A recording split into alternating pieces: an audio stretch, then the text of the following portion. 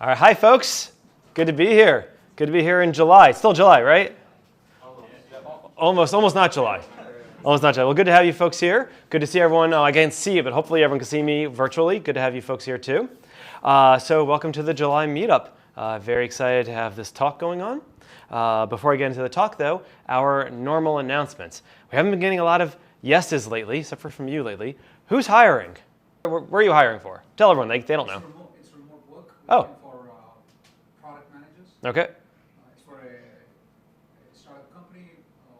Essentially what we do is use AI for cybersecurity. And we're looking for people with product management experience. Want a product manager for an AI cybersecurity company. And you're going to post it in the job postings channel? I'll do that. Nice. All right. So for those of you that don't know, we have a Slack. If you go to nyhackr.org, there's on the top right, there's a little hashtag button. You go there, you can join our Slack. The Slack's nyhackr.slack.com. It's an open link, anyone can join. There's a channel called Job Postings. Go in there and find jobs that are posted. So you're going to post your job, and some other jobs are going to be posted. Not so many jobs are being posted lately. We used to have like 6, 7 at a time before the pandemic. Times are hard, I get it. But if you are hiring and you don't want to announce in this room, or if you're virtual, go to the job postings channel and find a new hire. It's a great way to go about things. That's the first thing. So if anyone, I check my notes to see what else I need to tell you. If anyone else is hiring, let me know. Speaking of the Slack, if you do have questions, people in the room, you could ask questions easily of the speaker. People who are virtual, if you have a question, we'd really like you to go to the monthly meetup chat channel in the Slack and ask your question in there, and we will collate your questions and ask the speaker afterwards. You could also ask in the YouTube channel. It's just harder for me to copy and paste. No, I think YouTube I copy and paste, but ask in either one, and we will collate the answers for you. For the people in the room, the pizza today is from, I'm going to try to do my best to pronounce this, Nuovo York Pizza. Is that Portuguese, or am I way off this? Nuovo? It is Portuguese, right? Okay, Nuovo New York Pizza. So people in the room, oh, is it Italian also? It's a romance language. I could cover all my bases, right? So people in the room, go to bit.ly/pizzapoll, all lowercase, and rank it on a scale of 1 to 5. This will contribute to our pizza poll. Some of you are new, you don't know about this. Pull out your phone right now, bit.ly/pizzapoll, and rank the pizza. We've had a poll going monthly for about 13 years, collecting this information. The data is available as a live JSON feed at jaredlander.com/data/pizzapoll.php. Yes, it had to be a PHP. And it's available. As you're voting, that JSON is being updated. It's being pulled out of a Postgres database. No, sorry, it's a MySQL database being generated as JSON. This is a hack I put together, I don't know how many years ago, and I'm never touching it. Right? It'll be 12 years in September. Oh, there you go. There you go. Thank you. But I'm not sure when I did the hack to make it a live feed, though. I'm not sure when that happened. But go in there, and if you go to nyhackr.org, and under the More tab, there's the pizza poll. There's a JavaScript visualization of this JSON data set. So it's all automatic with tools that we're never touching because we don't want to break anything. So if you're not in the room and you're tuning in virtually, let us know in the chat and the comments what you're eating. If you're not eating anything at all, that's fine. But if you are eating something, let us know. Chime in. It can't be as good as New York pizza, but let us know. And if you're watching this later, not live, let us know what you're eating at that moment as well. Coming up, we have a bunch of events coming up. We actually have our time scale planned out for a little bit now. We're really excited. So next month is August. We have Dorota from Our Ladies giving a talk about using the janitor package to clean data. That will be the end of August. We are really excited about that because everyone here loves the janitor package. Or if you don't love it, you will love it. Right? You have mixed feelings about it? Oh, thumbs. Okay, good. All right, cool. So that's August. We have Dorota talking about janitor. All right, very excited to have her come give that talk. Then in September, toward the end of the month, we're going to have someone from the MTA data team come give a talk. So there's your chance to be civil and say the subway is awesome and see how we can improve it with data, okay? Then in October, we will have a meetup, early October, about an election meetup about election data, because I'll be on top of everyone's minds. We'll announce that as we get a little bit closer to the exact date. But then October 28th through 30th, we have our R in Government conference. I'm wearing the t-shirt now, I'm showing it. You have the NYR shirt, I love it. We're matching, right? And so the R in Government conference. Coming up October 28th to 30th, it's a bunch of talks about using R in government. That could be federal, state, local, also nonprofit, NGOs also. We've had international governments give talks. We've had fire departments, police departments, fire departments, I forget, one of the two. Lots of talks. It's a really fun conference. It's being held at Georgetown in Washington, D.C. If you're a member of this group, you can use code nyhackr for a 20% discount. And if you're a government employee, there's a code. It is GovEM25 for a 25% discount, good until September 15th. All right, so if you're a government employee, you can buy a government ticket for 25% off with GovM until September 15th. If you're a member of this meetup group, you could use nyhackr for a 20% discount. It's a really good conference. Not as much fun as it is in New York because we can't serve alcohol and we don't have pizza, but it's still a very fun conference nonetheless, with lots of good content. All right. I do want to say thank you to NYU for hosting us again. They have been our consistent host for like over a year now, and it makes such a difference having someone that we can always go at month after month after month. So thank you very much to NYU in general, and specifically George.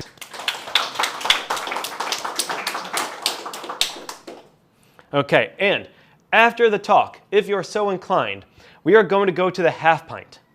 That is on 3rd Street and Thompson. People used to say at the meetup, the real meetup started at the bar afterwards, just hanging out with people. All right, lots of good friendships developed over the years. I've known Paul for 12, 15 years, somewhere in that range. 50. Give it a confidence interval, right?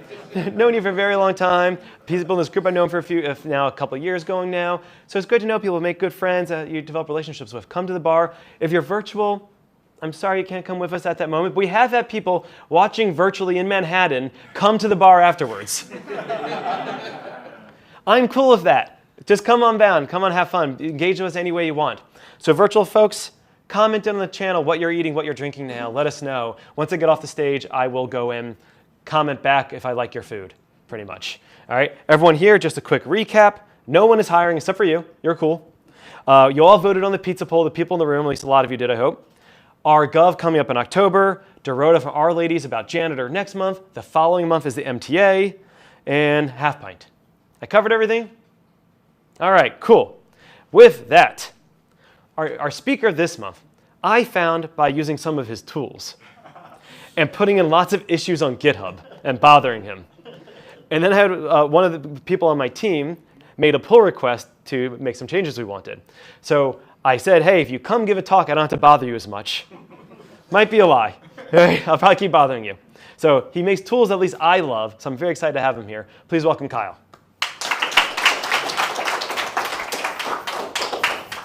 Hi, thank you for having me.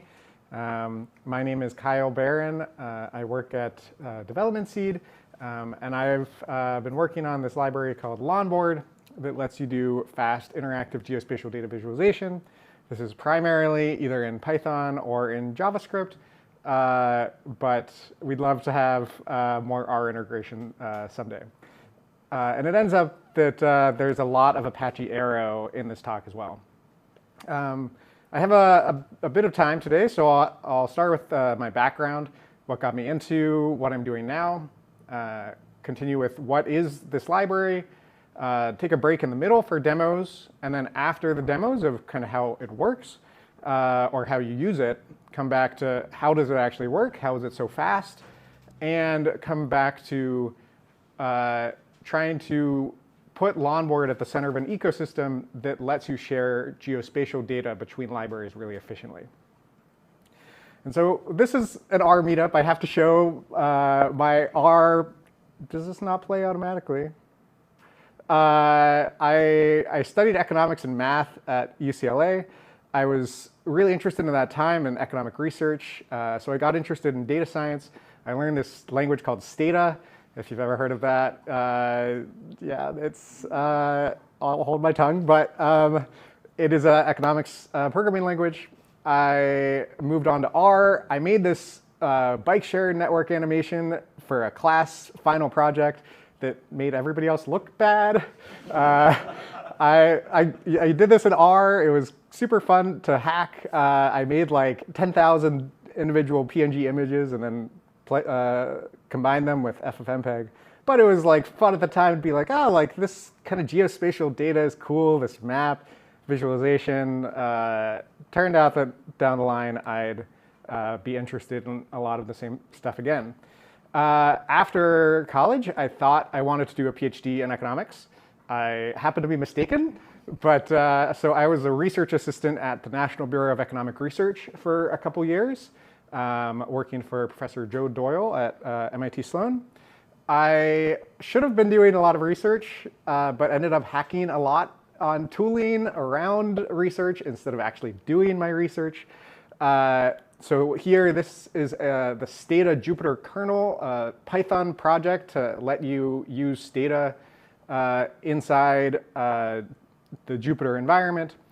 And so kind of this experience where I was getting really excited about Python, but everybody else, when they wanted to meet, cared about talking about economic research, I think I figured out that maybe I should not do a PhD. And so I did not do a PhD. I went for a hike. I quit that job. I hiked the Pacific Crest Trail. This is a hiking trail from Mexico to Canada. It took 5 months to hike. And over that time, I thought, well, I can build a better hiking app for this trail than what previously existed. So after that experience, I decided that I wanted to switch into something geospatial data related. I built this. I never ended up building a mobile app, but I built a website for the Pacific Crest Trail that was a really data intensive mapping application. Figured out how to use GeoPandas for combining different data sources, combining the GPS track that I kept on my watch with the photos that I took on my camera, combining these timestamps so that I could place them on a map. I created all my own data. Everything that you see on the website, it's still online. This nst.guide website was coming from my own domain, all the tiles, all the data. And that's where I got into kind of the JavaScript side of data visualization and presenting geospatial data. And as was the goal, I got a job out of that project where I was using this JavaScript map visualization library called deckgl. And it so happened that the deckgl maintainers, who all started this project at Uber, had just left Uber to co-found a startup. And so I met them on GitHub, and they asked if I wanted a job, and I wanted to get out of my parents' basement. So this was a super cool job. I got to work on this product called Unfolded Studio that is a product on top of Kepler-GL and then deckgl, which does geospatial data visualization and analysis in a fully client-side web browser environment. And it was a really formative time because I got to learn how to use TypeScript and JavaScript at a low level, how to parse geospatial file formats like shapefiles and well-known binary. I also did a lot of stuff with Jupyter and Python and interacting between Python, Jupyter, and this mapping application in JavaScript. During that time, I also had a lot of open source side projects around visualizing geospatial data using modern data formats for geospatial data, especially Arrow and Parquet and the related GeoArrow and GeoParquet specifications. And getting excited about Rust and how you can use that in languages like Python, R, and WebAssembly to speed up pieces of code that might be slow for some reason in that higher level language. And I think it's useful to have this background because each of those experiences really developed some of these technical interests that I had of caring about geospatial data and wanting to visualize more and more geospatial data. Excited about interactive computing of Jupyter is such a nice environment for people to interact with their data and try and explore their data. Browser-based applications are really accessible to a lot of people, and a lot of people who might not be able to use install a GDAL environment in Python or stuff like that. This data interoperability and multi-language workflows of trying to use both R and Python and JavaScript all together while sharing data efficiently. How do you actually represent data at a low level, and how do you make these higher level languages fast with stuff like Rust and Python? Fast forward a couple years. A year ago, I joined this company called Development Seed. We do open source geospatial services, and so we work with partners that want their products to be open source for scientific, often research, often in climate or international development.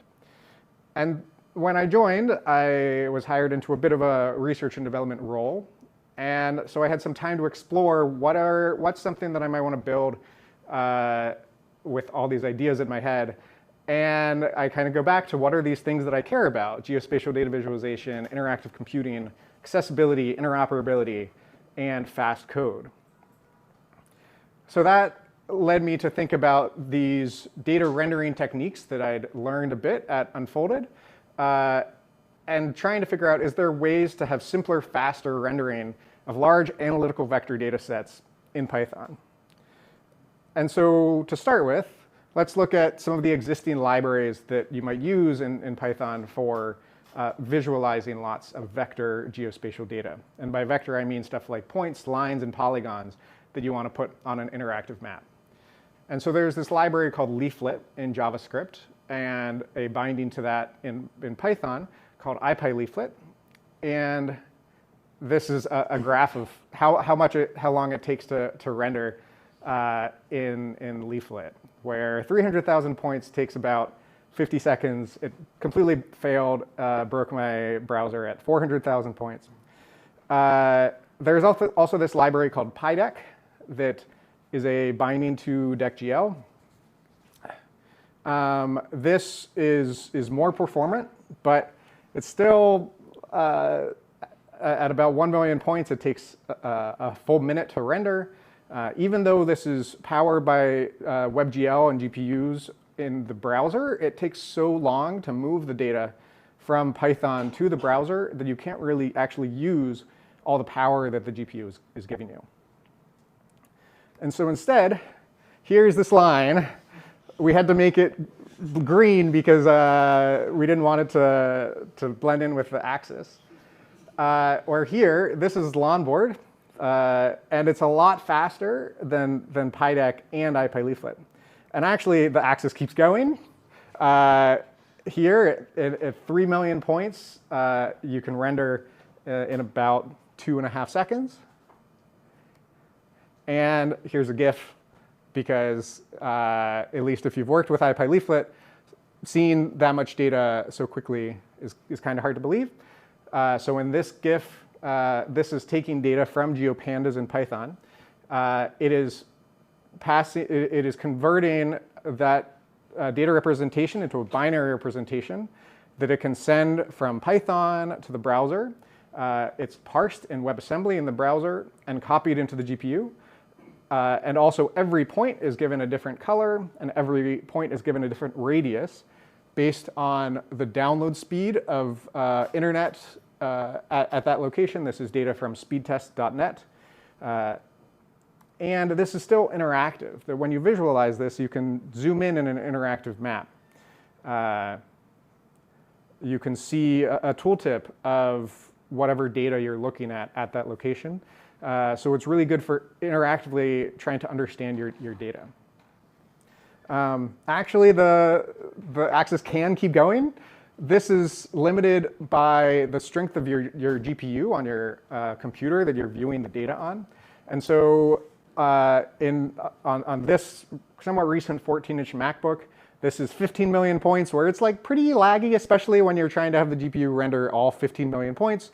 But then when you render, zoom into a specific location, it's a bit more performant. But some people have been able to render 50 million points if they have like a nice NVIDIA GPU.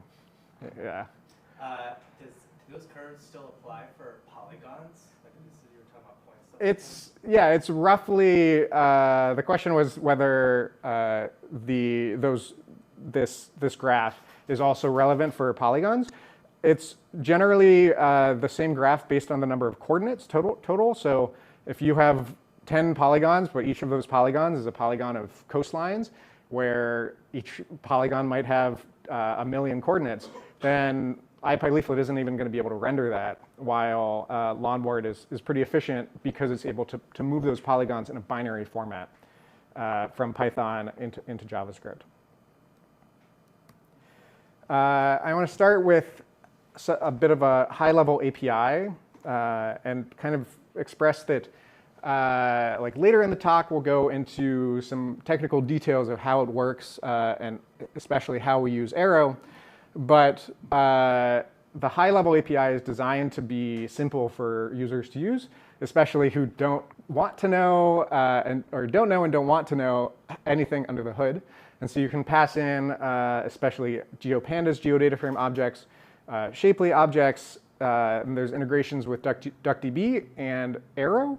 And so GDAL, and especially this newer pyogrio library, has an Arrow support that you can pass. You can really efficiently load a file format, pass that into Lonboard, and render that really quickly. So here's an example of this DuckDB integration that you can pass a SQL string and the DuckDB connection into the map. We have to do a little bit under the hood to actually make this integration happen, but we're able to pass this into the JavaScript side to render. This is 1 million points from New York City taxi data that DuckDB is able to fetch directly from Parquet files in the cloud in this region around New York. And then on the JavaScript side, deckgl, this underlying library, is able to create this heat map from the data. This also comes with a CLI that actually does that pyogrio GDAL process for you. If you just want, if you have some geospatial data format on disk, that GDAL, this really common file format reader-writer library in Geospatial, if it can read that, in this case, this is a shapefile, and in about 2 seconds, it loads this data into the browser, and you can explore the data at hand. As part of the CLI, what's actually happening is that it's exporting the map to an HTML file.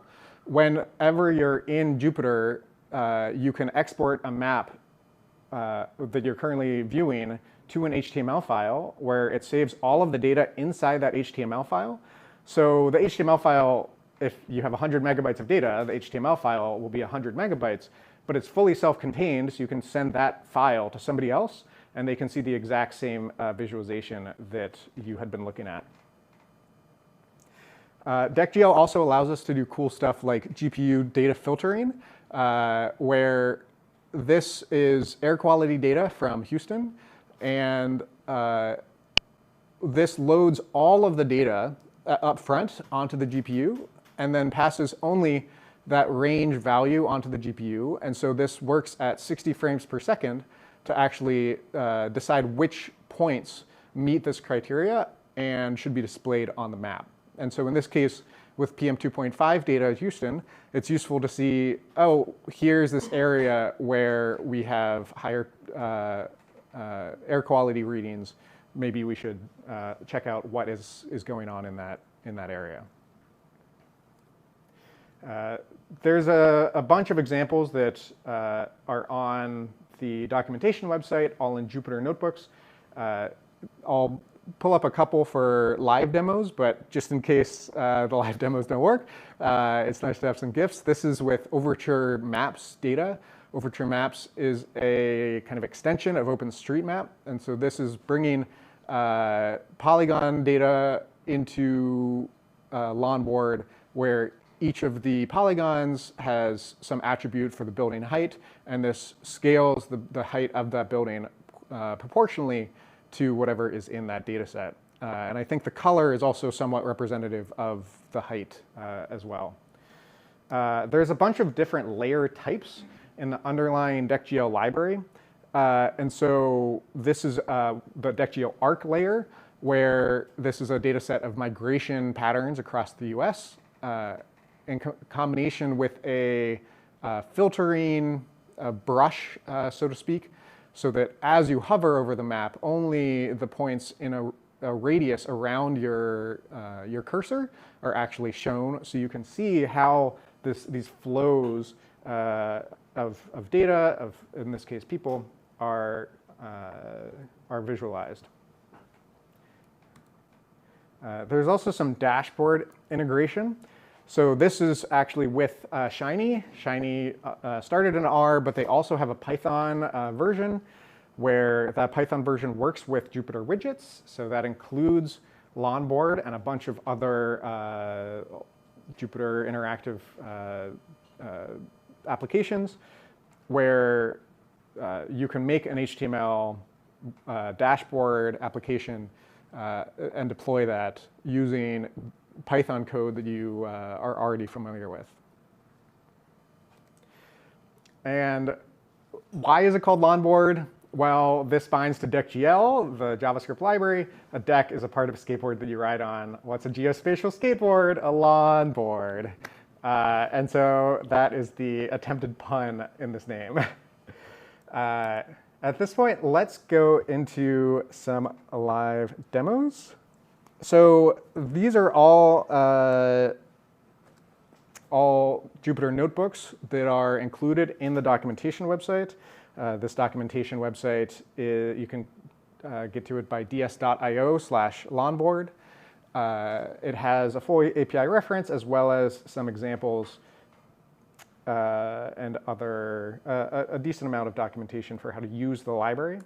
But we'll go through a couple of these examples to get an idea of how this works. And so this is using this internet speed data from speedtest.net, where this is from AWS Open Data. They have, this AWS Open Data page where you can see data since like 2015 globally that they collect. This, I have already downloaded it locally, so we can load this data. See, this has 3.2 million rows. In this case, it has a column for the average download speed in that tile, along with a point geometry of the center of that of the tile. I already have run this notebook once in what should hopefully be a couple seconds. Is this why you never do live demos? Let's try again.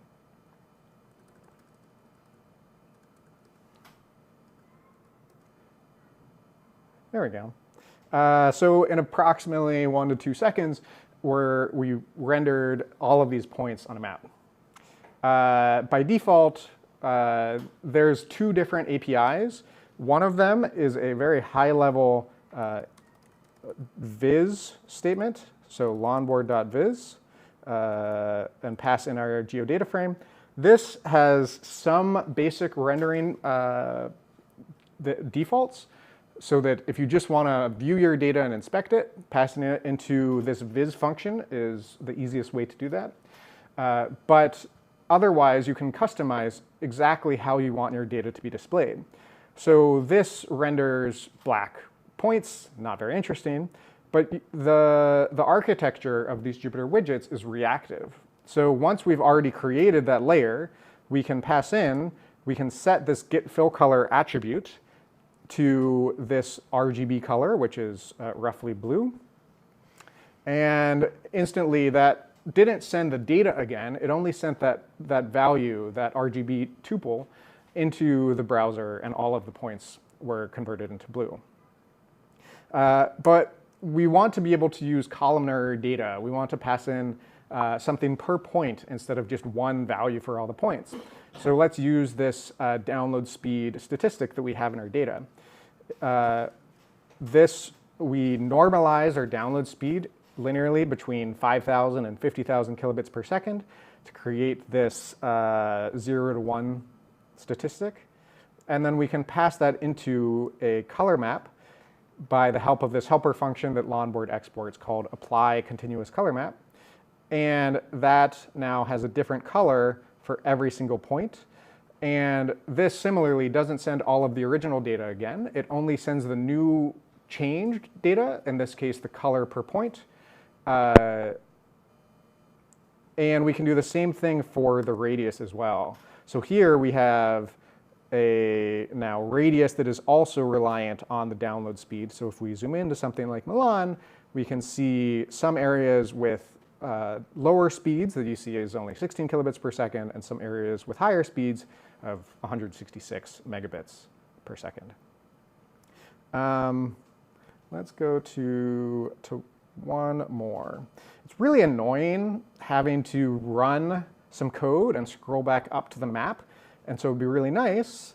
And this awesome Jupyter library called Sidecar allows us to visualize the map on the side of the notebook instead of in a cell that you have to keep scrolling up and down. So here, just scrolling through this pretty quickly, we can pass in this sidecar library, this class, that creates a side pane in Jupyter.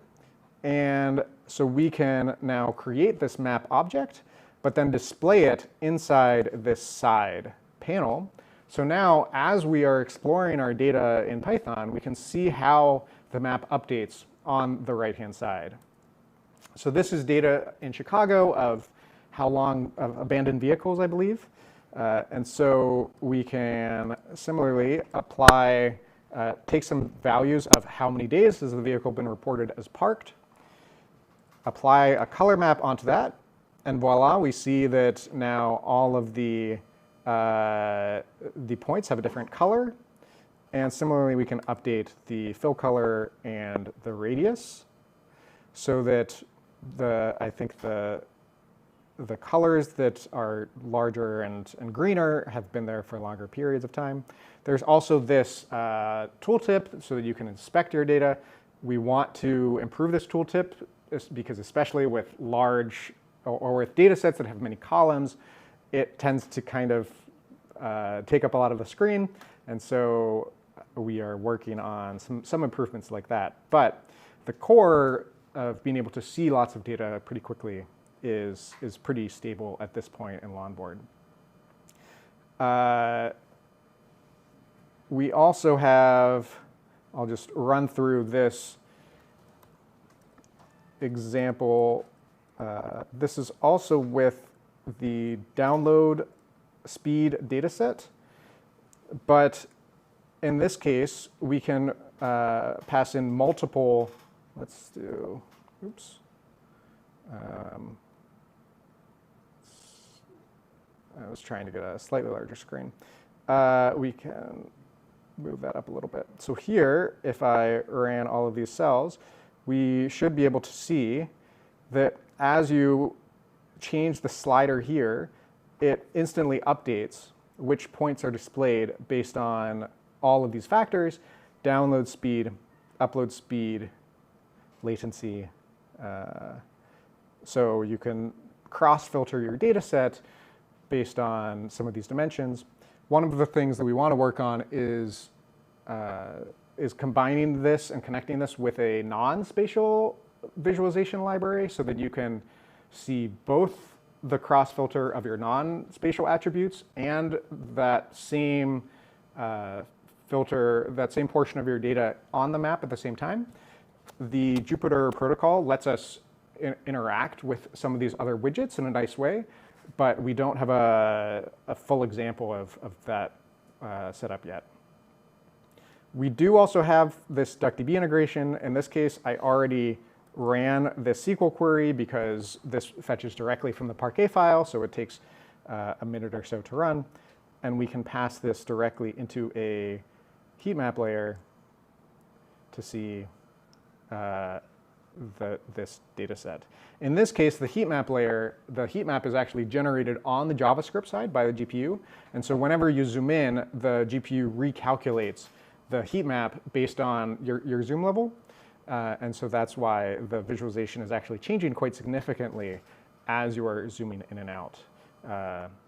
There's a bunch of different layer types. There's data types for points, lines, polygons, as well as heat maps, and we're working on a couple new layer types. I think this is now a good point to go back. So we've seen how to use this library, but why is it so much faster than existing libraries like ipyleaflet and pydeck? And so here we really need to talk about how data rendering in browsers actually works, and that there's three parts of vector web maps. There's somehow getting data into the browser, managing that in JavaScript in memory, and then rendering that to the actual screen. Historically, you'd use GeoJSON, GeoJSON-like JavaScript objects, and leaflet to do these three parts. But each of these have a lot of overhead. So GeoJSON is very, very large. It's very slow to read and write. And it takes a lot of overhead to parse and write GeoJSON into strings. And on the JavaScript side, there's a lot of overhead of having lots of these very small objects, where every JavaScript object that you might parse from a JSON collection is separately managed in the JavaScript engine. And leaflet doesn't use the GPU, and so it is pretty slow to take a lot of input features and render each of them to an HTML canvas element. Instead, we can take a binary approach to each of these three areas, where Lonboard is taking data into the browser using Parquet. Parquet is, in my opinion, the fastest way to move data. It's really efficient at its compression, and it's very, very fast to read and write. I wrote a library called Parquet Wasm that binds the Rust implementation of Parquet to JavaScript for use in WebAssembly. This allows us to run this Rust code in the browser and parse these Parquet files into Arrow. So Arrow is this way of representing data frames, and this extension GeoArrow lets you represent geospatial data frames, where all of the data is represented in a binary format. This means that there's no overhead for parsing from JavaScript objects. There's no overhead to share that data between the main thread and web workers in the browser, which allows you to do more processing in a faster unit of time. So for example, there's a process on polygons that you have to do that's computationally intensive before you can actually render it to the screen. And Lonboard uses multiple threads in your browser because it's virtually free to move that Arrow data from the main thread to the web worker and back. And so it's really, really fast. And then deckgl is this JavaScript library that's GPU enabled, but crucially also has a binary API to let you pass in buffers instead of passing in only GeoJSON objects. And so this is able to copy directly from the Arrow buffers into the GPU and is able to amortize the cost of each GPU call across that entire buffer. And so we have an end-to-end binary data pipeline. So if you start in something like GeoPandas or DuckDB, that's converted into this GeoArrow format. Lonboard's built on this helper library called AnyWidget that makes it a lot easier to interface with Jupyter. And so this passes from GeoPandas into the communication mechanism to JavaScript. It's serialized as Parquet across the network. This is especially useful when the user is running their Python environment in a remote instance, say in the cloud somewhere, because rendering this map is in effect downloading data from this remote environment into the local machine for visualization. And then we're parsing that Parquet back into GeoArrow to copy from deckgl into the GPU directly. And so all of this happens like 10 times faster than just saving a GeoPandas geodata frame to GeoJSON. And only by using binary at every step in the process are we able to do that so fast. So far, I've only talked about kind of the visualization aspect of Lonboard. But Lonboard has bigger goals than just being a visualization library. It's really to establish an ecosystem of libraries that each work with this GeoArrow format. And I'm so excited about it because it's a fast protocol, a fast data protocol for geospatial data. And so what is a data protocol? A data protocol unlinks the communication between a producer and consumer of data. And so, for example, there is this geo-interface protocol that's been around for about 10 years in Python that just says if there is a double underscore geo-interface attribute, you can call that and get GeoJSON. That makes it possible to communicate between lots of different libraries without them having to have specific knowledge of each other's APIs, of how it works. They just know that if they call this attribute, if it exists, they'll get GeoJSON. And this is really awesome because all of these different libraries can work together, and they don't have to have specific implementations on each other. They don't have to depend on each other. It just works. And if you create a new library and you implement this method, you automatically work with all of these other libraries in this ecosystem. So the problem is solved. Like, why do we even have to create a new data protocol? Well, the format of the data protocol is really important. And so this geo-interface protocol sends GeoJSON Python objects between one library to the other. In this case, this is actually using that same internet speed test data, where we have this in a GeoPandas geodata frame, and we're calling this geo-interface attribute and waiting a long time. It takes 1 minute just to call this attribute for a 3 million point data set. And so this is really inefficient because there's so much overhead for both the data producer and the data consumer to be able to communicate via this mechanism. If GeoJSON were really efficient, then you could store that GeoJSON in your library directly, but there's so much overhead to GeoJSON at that step of the process then that no library wants to store that directly. And so really it's fast data protocols, not just having a data protocol, but having a fast data protocol really enables innovation across an ecosystem. And here I want to talk about the history of fast data protocols in Python, where I think this really started with the buffer protocol in 2006, where NumPy, which had its 1.0 release in 2006, kind of created this problem of, now that we have this fast NumPy library, what if lots of different libraries want to each use compiled code to talk to NumPy? And so there's this problem of converting and copying this array data between all of these different Python libraries. But the buffer protocol is a binary protocol for array data that kind of solved this problem. And so Jacob van der Plas has a bunch of influential blog posts and says that this is really fundamental to why Python became such a common and widespread scientific computing platform. Fast forward a few years, and then we have pandas built upon NumPy memory. And pandas kind of runs into the same issues where you might want to use R and pandas and different libraries and different databases. But all of these have their own way of representing data, and so it's really expensive to move data between all of these different libraries. And not only is it difficult or has overhead, but these are images from the Arrow website, which you can kind of tell Arrow was developed in 2015 based on the kind of names that you see on this the slide. But when you have to write a connector for every other library, it impedes innovation because it's so annoying to have 10 other libraries out there that you have to have specific connectors with all of those. And so with Arrow, you only have to connect to Arrow specifically and get access to all of these different libraries. And so Arrow's this binary data protocol, not for array data now, but for tabular data. And it's really exciting that it's language independent, so we can use this across Python, R, Rust, C, JavaScript, etc.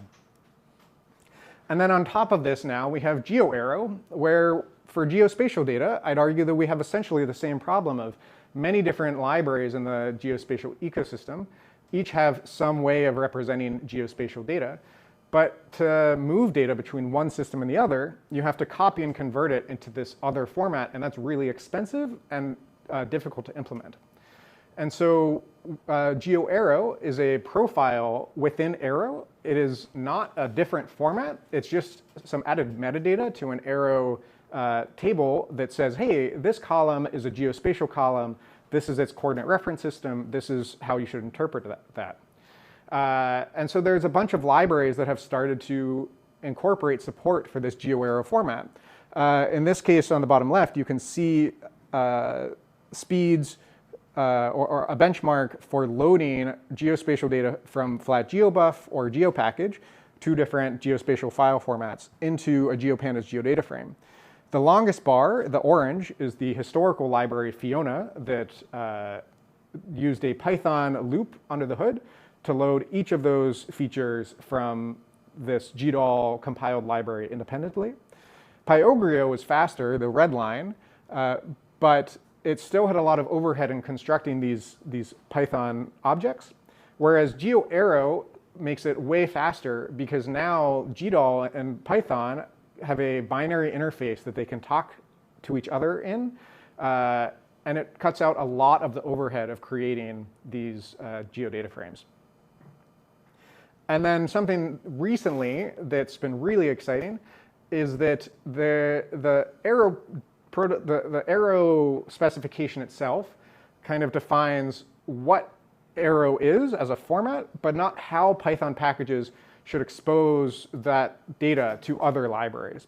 And so there's this recent interface called the arrow PyCapsule interface that just means that similarly to the geo interface, if these methods kind of exist, you can call them and get arrow data.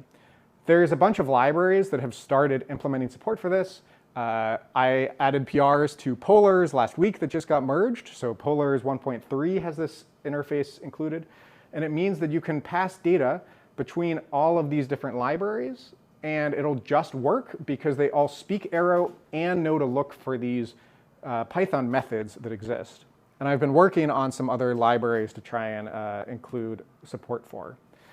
And so here's a couple examples where there's this awesome data profiler called Quack that this is actually interactive in a Jupyter environment where you can scroll through your data and kind of cross-filter that data.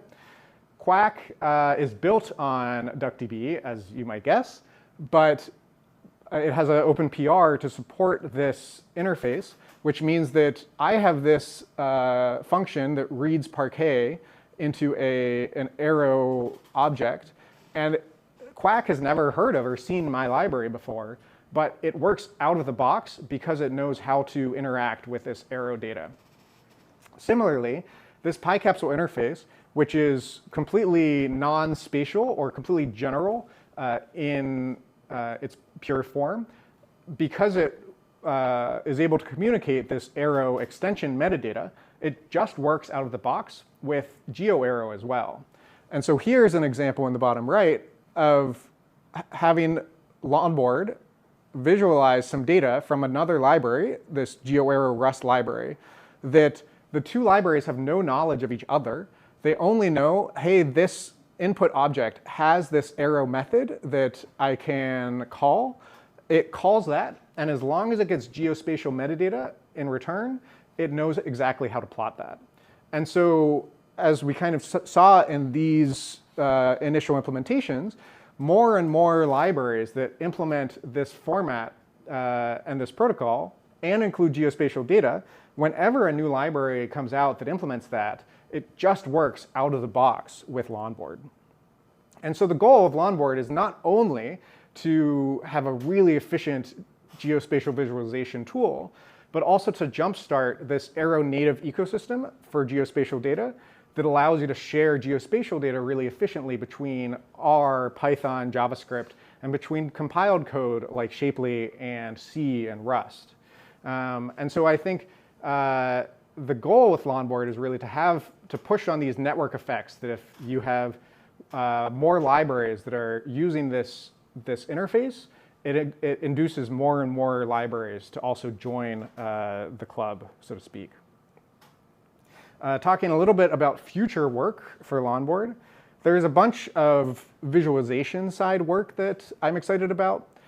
Today, Lonboard isn't scalable in a sense. Whatever data you pass into Lonboard, it takes all of that data, passes it to the browser, and renders all of it. And so if you pass in a 1 gigabyte data set, it'll try and render all of that gigabyte in the browser and will almost certainly crash. But I'm working on some functionality to ingest into a spatial index on the Python side, and then visualize tiled data on the fly from Python into JavaScript. These are a couple examples of Mapbox. Originally, there's this awesome company called Mapbox that has implemented a lot of open source JavaScript geospatial libraries. These are each Rust ports that I implemented of those JavaScript libraries with Python bindings that are able to have really efficient spatial indexes at scale on geospatial data. And because these are using Arrow, and because Lonboard's using Arrow, it's able to cut out any overhead between this Rust code and the Python code. I'm also working on movement data, which I think is really cool. This PR hasn't been merged yet, but this is example data with AIS ship data. DeckGL has this trips layer that is able to visualize moving objects in a line. And so there's a lot of cool, just kind of cool data that you can use this for. I really want to visualize air traffic control into and out of New York City airports with airplanes coming in and out. There's also work to remove some dependencies in Lonboard, at least as required dependencies, to make it possible especially to get this working in pyodide, which is a fully client-side implementation of Python. So instead of, or often it's very difficult to set up Python environments, as I'm sure you've probably figured out before. And if you can have a reproducible Python environment in the browser that you don't need to install locally, that opens up a lot of support for being more accessible to more people and for documentation and other purposes. And so there's progress towards taking out pyarrow, which is a very, very massive dependency, in favor of this other arrow library that I'm developing that's a Python arrow library like pyarrow, but connecting to the Rust library instead. And so the goal of Lonboard is kind of to treat Arrow as the first class and move towards removing some dependencies that aren't necessary in every case so that it's easier to install. I'm also really excited about growing the Arrow and GeoArrow ecosystems. This is a library of mine to make it easier to make Rust Python libraries that use Arrow for its communication.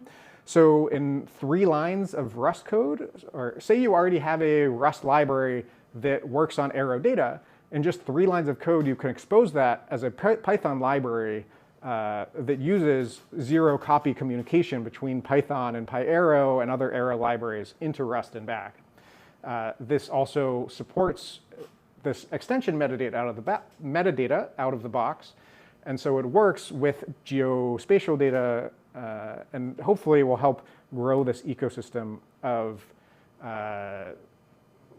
Arrow and geospatial.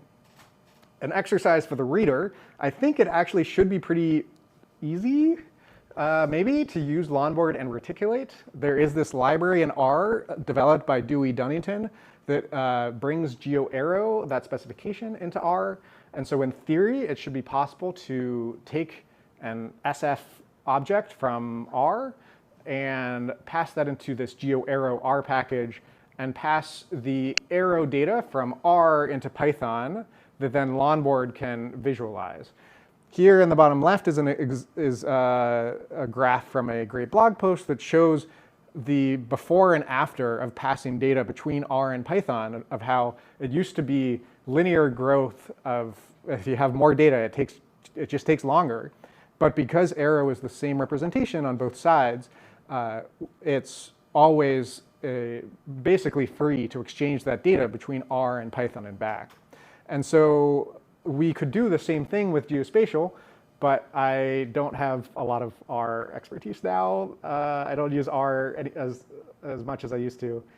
So if somebody is excited about this, I'd love to talk about that. Just some resources to learn more about some of these projects. ds.io/Lonboard gets you to the documentation website. This big QR code is also just ds.io/Lonboard. You can also check out some podcasts that I've been talking about: Lonboard, GeoArrow, and GeoParquet. This browser tech podcast was more about the nitty-gritty of how the JavaScript side works. So if you do care about the JavaScript WebAssembly interop, then check out that podcast. But otherwise, that is it.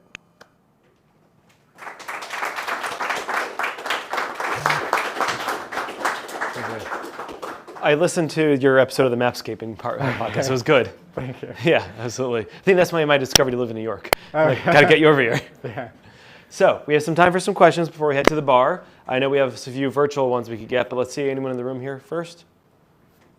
What was most on your mind when you were designing the interface for the end user? Were you inspired by a specific library? What was in your mind when you were crafting the interface? And repeat the question, please. For yeah, so the question was, what was on my mind when I was crafting the interface for Lonboard's Python API? And so DeckGL already has a JavaScript API, and so I wanted it to be possible to choose all of the knobs that DeckGL exports. So at least for advanced users, they can choose all of that. I wanted Arrow to be the first-class citizen, and so I kind of separate these from, where is DS? So I have this layers, base classes, this from GeoPandas and from DuckDB as separate methods so that I don't have to depend on GeoPandas directly, so that to kind of have Arrow as the first class and then anything else that isn't directly Arrow as a integration point. Otherwise, there's not a ton of API design, maybe because DeckGL has an existing API where I can match that API pretty quickly. In Viz, in this top-level function, I do try to make some guesses of how the user might want to display their data. In general, it's really hard to guess how you want to view your data, and so this makes some inferences based on how much data, maybe what radius you want to plot. Yeah, did that answer your question? It did. Right. Thank you. Do you mention like you have from GeoPandas? Does that mean you have to convert from GeoPandas to Arrow to plot it? Well, this is a method on each layer. Okay.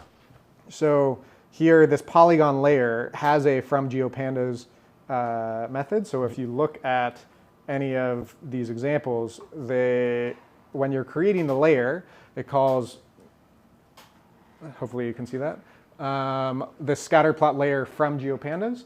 And any of these layers have that method to make it easy when I assume 99% of people are going to be starting with a geodata frame. You had your hand up further? Yeah, so this is awesome.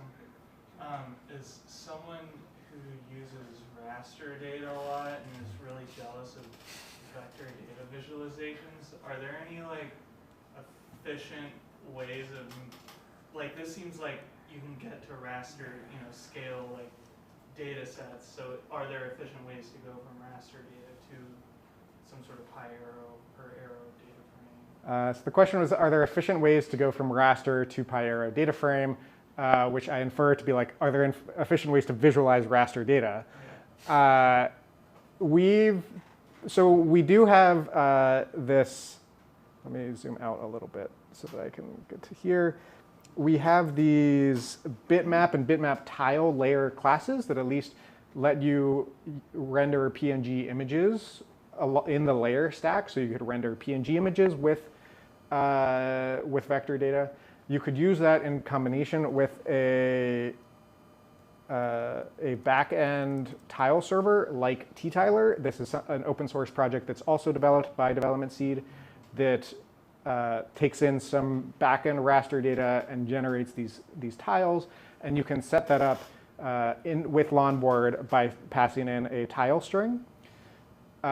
We also have plans to have native raster data visualization in Lonboard, but I don't know when that will happen. in a previous, or a few years ago, I also worked on this deck GL raster project. So this was doing GPU-based raster band math in DeckGL. So we'd like to kind of dust this off and integrate it into Lonboard, and then you could pass in some band math to actually do on the GPU as well. But it doesn't exist yet. There's a question from online that we'll come back to in person. You had a slide where you went from GeoArrow to GeoParquet to GeoArrow onwards. Yes. Why not just go GeoArrow as an IPC stream all the way? That is a good question. That is this slide. Yeah. So the question is... I'm mic'd, oh, so okay, you're mic'd. Yeah. But so GeoArrow, the Arrow JavaScript implementation isn't able to parse IPC files that are compressed internally. This is a bug that somebody would love to fix, and I'd love to have that fixed, but I don't have time to do that. And so you could apply like gzip compression to the entire file, but I was testing different options, and Parquet is a lot faster to read and write than Arrow IPC with gzip. And I already had this Parquet Wasm library that I wrote, and so why not use that on the JavaScript side? And I find that Parquet can still be like 20 to 30% smaller, at least in some cases, than Arrow IPC with compression, and faster. I guess a follow-up, I know Arrow, this is from, I'm following up to this person's question now. If Parquet, you can like partition the file. Yeah. Can you partition the GeoArrow files and have multiple sources, and sort of like you have an area of open data set, it opens up 1,000 files simultaneously. Can that work with your tool? Today, what we do is we visualize all of the input data at once. And so we don't have any support for remote data sets, so to speak. We do internally chunk the data. So we don't, if you pass in a 100 megabyte file, we don't send a single 100 megabyte binary blob to the front end. We have internal chunks of maybe 10 megabytes, which like Google Colab needed so that it didn't break. But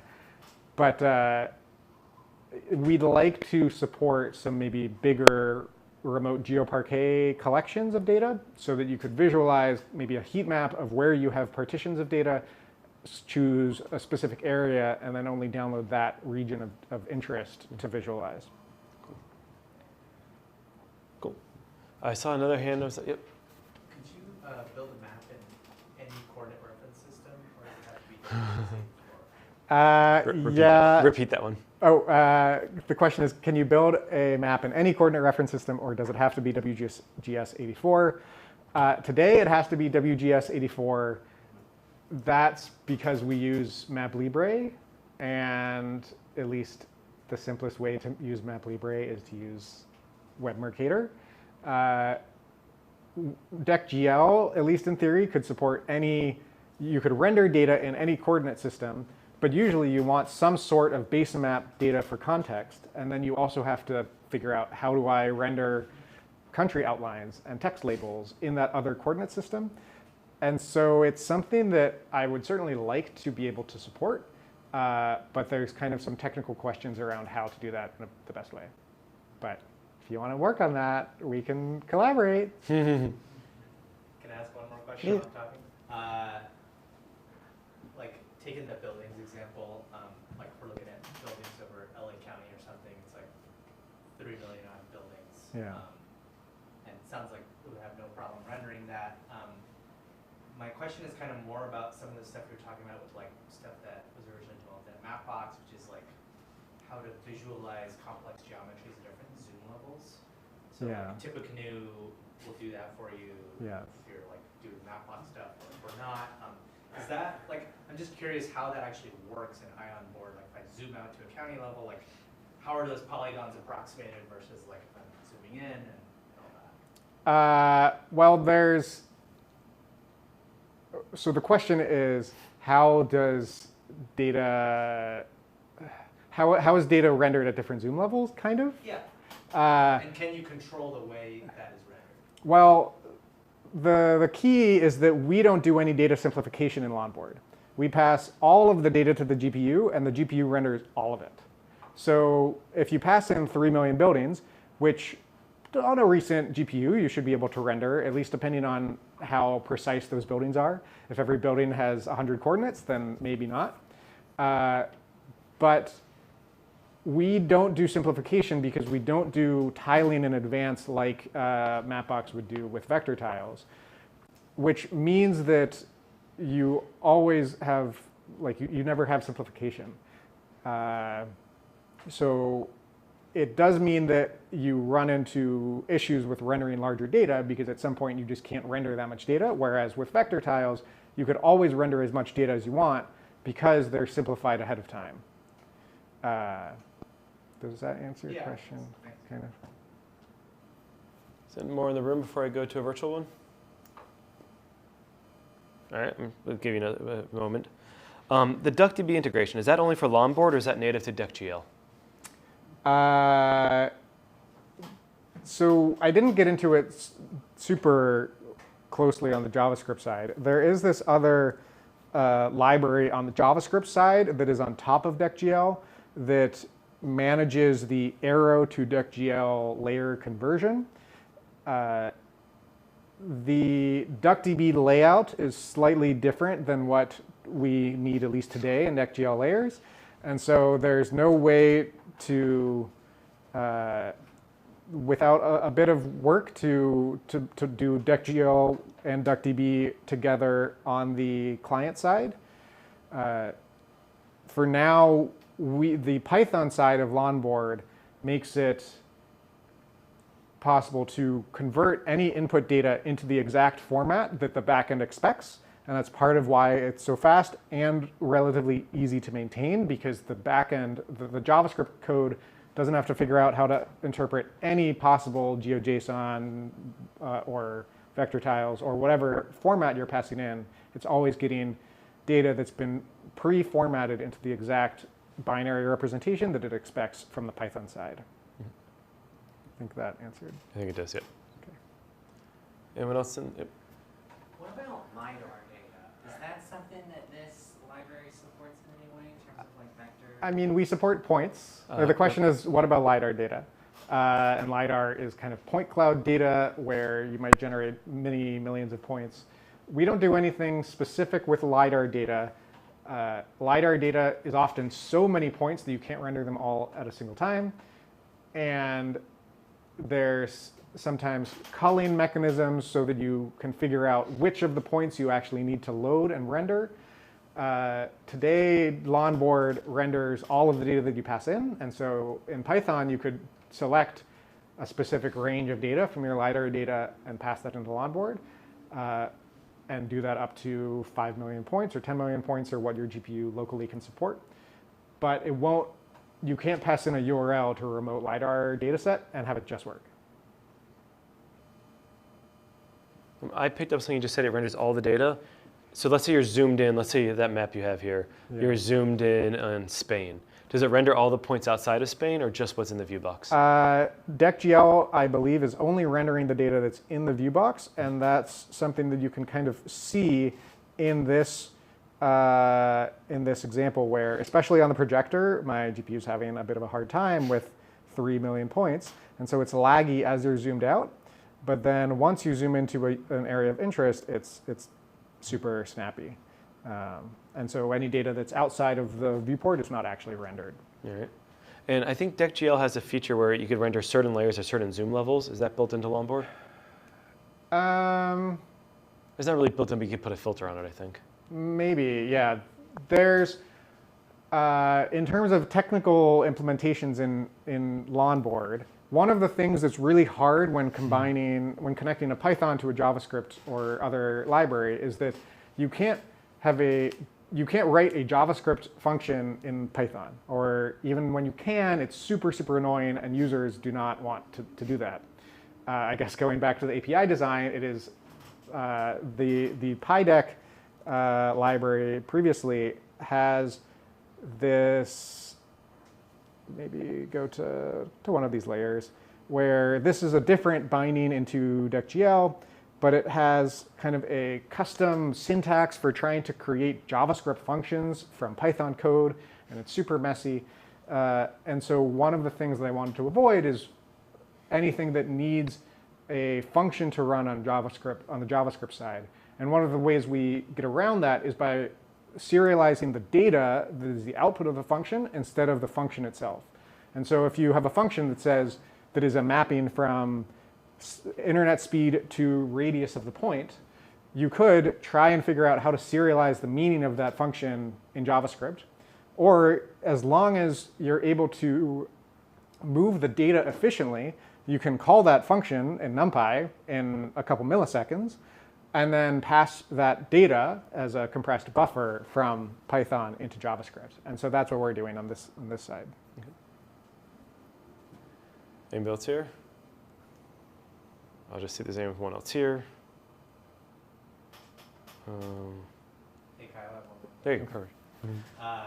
So I like ipyleaflet because you can build widgets and do callbacks. So if you click on something, you move the map or launch some other layer or do something like that. You showed some widget stuff with sliders and some drop downs and whatnot. But I'm just wondering if it's kind of I could do all the same things I could do with ipyleaflet and ipywidgets, or if it's Well, we don't try, the question is, can you do everything that you kind of can do with ipyleaflet? Maybe a little bit of a butchered rendition of your question. Sure. And what is the interactivity that you kind of can have with Lonboard? So in this case, you can click on a point and get the index of the data that you clicked, and then get the point that you clicked back in Python. There's a PR that it just merged in the next version of Lonboard. You'll be able to select a bounding box on your map, and then in Python get all the data that you selected on the JavaScript side. And so that's really useful in combination with maybe the GPU filtering, so that you can filter what is the data that I care about, yeah. So we have time for one more if there's a last one. But no pressure if there's not. OK. Then let me just check online really quickly. Hold on. Then if there's not, then, oh yes, here actually, this thing you mentioned here, someone said this. Where did that go? All right. When you generate the HTML, you said about generating, when you when this gets, if you want to make this as a website, all the data gets embedded in the HTML file. Yeah, I can. Is that embedded as GeoArrow, or is it how does it live in the website? It is. Well, it's a standalone HTML file. So in this case, I can take this. Oops, I didn't mean to render that again. m.to.html, test.html, and so then I can go to Lonboard. Oh, I can just do this from here, right? Open test.html, which I think will open, yeah, so that calls open on this file. So here, this is that same data in a standalone HTML file. This is rendering the same state as the widget when it was saved. And so it's serializing the same way that it serializes to the JavaScript side when it's outside of the static HTML, which is as Parquet buffers. And so the Parquet is saved as binary, and then inside of the HTML, it is base64 encoded into a string. And so it has some overhead, but it's also way less overhead than GeoJSON. I once created a 3.5 gigabyte HTML file because of GeoJSON. Yeah. That was not good. Probably didn't load. No. All right. With that, there's no other questions. Big round of applause. Thank you very much. Just a few quick reminders. If there's any pizza left, make sure you eat it before we leave. We're going to go to the bar. George will be one of the leaders going to the bar. Paul will, and I'll pull up the rear. Next month is August. We have Dorota talking about the janitor package. when we have that's August. September, we have the MTA data scientists coming to speak. In October, we have a talk about election data, and then we have the R in Government conference. Remember the discount codes, nyhackr and govm25, and that's until September 15th. Then in November, you agreed to talk, right? Yeah. All right, there you go. Then in December, you're talking. And we need January. Did I volunteer anyone for January? Oh yeah, you're January. All right, well, in other words, if you want to speak in January, we have an open slot that gives you plenty of time to actually put together a talk. Sometimes we give you 7 months notice, other times we give you 2 weeks notice. So you have 7 months notice to come for January. Come and let me know. All right, if there's anything else, thank you again to NYU. And he wasn't in the room earlier, so thank you, George, for arranging this all the time. And yeah, everyone have a great time. I'll see you next month. I'll see you at the bar. See you everyone.